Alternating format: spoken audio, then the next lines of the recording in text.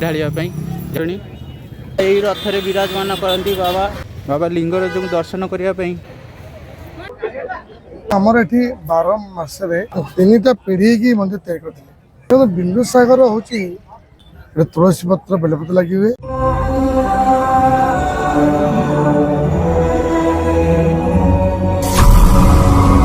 जय जगन्नाथ संग मैंने मोर आउ टे ब्लॉग को आपण को स्वागत।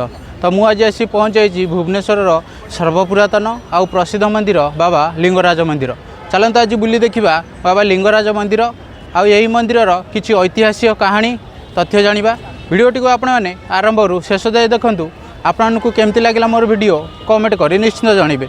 जदि मो चैनल आपने नुआ अच्छा ताले चैनल को सब्सक्राइब करने को जमा भूलुनी। चलते आउ डेरी न करी वीडियो को स्टार्ट करवा।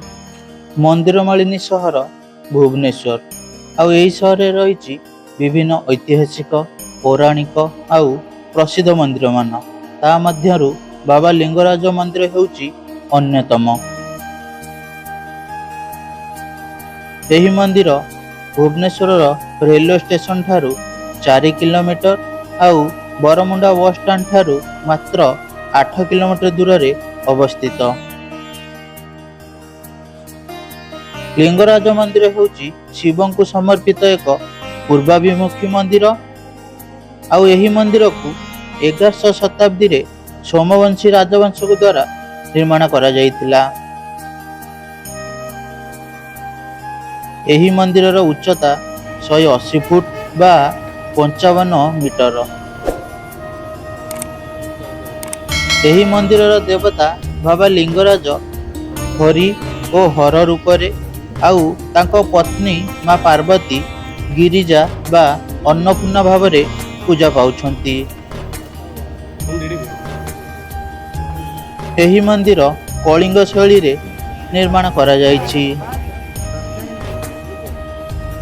यही मंदिर चतुर्पार्श्व रे एक बड़ प्राचीर मध्य आहुरी 108टी छोट बड़ मंदिर मान निर्माण करा जायछि।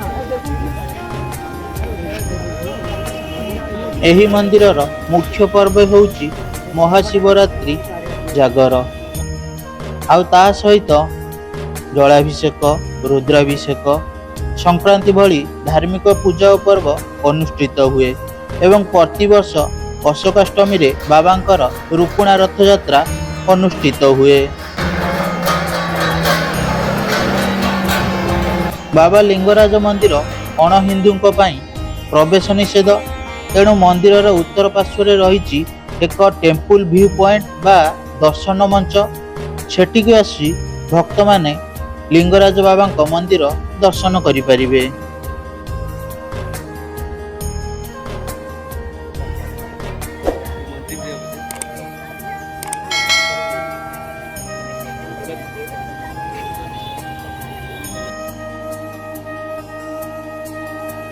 मंदिर उत्तर पार्श्व रही बिंदुसागर पुष्करिणी। कह जाए जे यही पुष्करिणी रे स्नान कले शारीरिक एवं मानसिक रोग भल होइथाय बोली लोकमानंकर विश्वास अछि।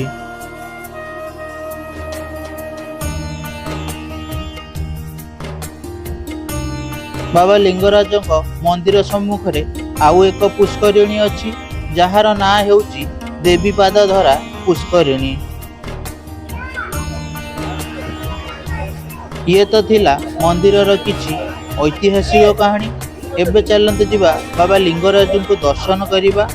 दर्शन करि सारिबा परे एही मंदिर जे पूजक अछंती तांको ठारू मंदिर विषय रे किछि प्रतिक्रिया नेबा। एबे मु बाबा को मंदिर भीतर को जाउची।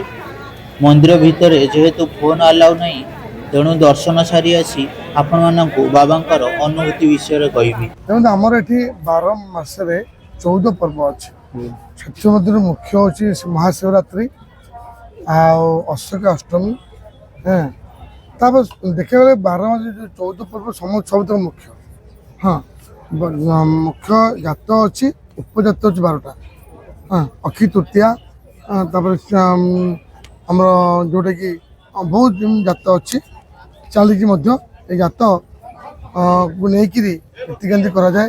सकाल मंगल आरती अवकाश हम तापर अन्य नीति चलो भोग मंडप पर आड़काट पाखे गोटे कलश बस पुणी पुनर्बार आउ थे जो पूजा दरबार पूजा नीतिकांति प्रभुंर थी बाहर जात पालिंग मैंने जी भीतर जात थो भितर रे बाहर जात भीतर जात भी अच्छी राति जात पुण्य जात भी अच्छी बहुत प्रकार यात्रा रही अच्छे। यही मंदिर को किए निर्माण करथिले? जति केशरी अनंत केशरी लाटन केशरी तीन टा पीढ़ी की मंदिर तैयार करते। मंदिर देखा गले 7th century start 11th century complete होता। मंदिर प्रभु हरिहर रूप में पूजा पाती। तुलसी पत्र बेलपत्र लगे हुए आउ भगवान स्वयंभू भूमि फाड़ी बाहर भुवनेश्वर ना आई 12टा ज्योतिर्लिंग ऊपर अच्छा लिंगराज सबू लिंग राजा। आ भुवनेश्वर में 1.25 लाख लिंग अच्छी बोलते टेम्पल सिटी भुवनेश्वर कहते। अब आम जो बिंदु सागर अच्छे बाबा विषय किसी कहे? देखो बिंदु सागर हूँ सबू नदीर बिंदु बिंदु जल पड़ी ये बिंदु सागर होती। माँ पार्वती कृतिवासी को मारी सारा पर मूर्छित माने अच्युत होगले जो शिव उभा से बिंदु सागर खोजले माँ को पानी पीवाई आ सबू नदी की आह्वान करते सबू नदी बिंदु बिंदु जल पकई बिंदु सागर होता। आई बिंदु सागर स्वयं ब्रह्मा प्रतिष्ठा करते। यही भुवनेश्वर सहर को एकाम्र क्षेत्र भी कहुए ता विषय किसी कहे? देखो एकाम्र क्षेत्र कहीं कहुए ये एकाम्र गोटे आंब गछ मूले टोटाल क्षेत्र अच्छी। आकाम्र आंब गछ स्वरूप नहीं प्रभुंर ये बहुत लीलासी कर महादेव जो महादेव एठू आसिले जो आगुरी ब्रह्मलिंग पड़ता तापर महादेव ब्रह्मलिंग पड़ी सी एकाम्र स्वरूप ने एकाम्र स्वरूप बहुत लीला कर। बाबा लिंगराज मंदिर बुली आपको केमती लगे कमेंट कर निश्चय जनइबे। जदि मो चैनल आपने नुआ अच्छा ताले चैनल को सब्सक्राइब करने को जमार भूलुन। एमती ऐतिहासिक पौराणिक आदि प्रसिद्ध मंदिर मान देखा चाहते ताले मो चैनल को एवं सब्सक्राइब कर दिखाँ। आम पुणी देखा आउ गोटे ब्लॉग रे।